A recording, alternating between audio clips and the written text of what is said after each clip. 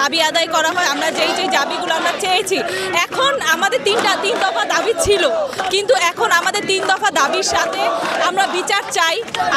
আমাদের ছাত্রদের ওপর কেন আঘাত হানা হলো, কেন সাউন্ড গ্রেনেড মারা হলো। শান্তিপূর্ণ আন্দোলন ছিল ঢাকাতে শাহবাগে, সেইখানে পুলিশ হামলা চালায় এবং পুলিশের হামলায় আমাদের রুয়েটের সহ কুয়েটের বিভিন্ন প্রতিষ্ঠানের শিক্ষার্থীরা আহত হয়, যার পরিপ্রেক্ষিতে প্রশাসন কেন পুলিশের মাধ্যমে আমাদের উপর অতর্কিত হামলা চালালো, এটার প্রতিবাদে আমরা এখানে অবস্থান নিয়েছি।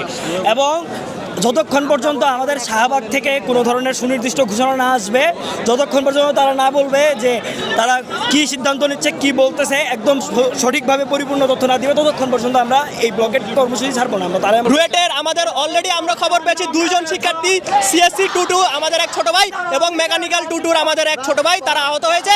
একজনকে বুয়েট মেডিকেল সেন্টারে চিকিৎসা দেওয়ার পরে সে এখন সুস্থ, আরেকজনকে ঢাকা মেডিকেলে চিকিৎসা নেই। দুজনের টিয়ার শেলের আঘাতে 2 জন আহত হয়েছে।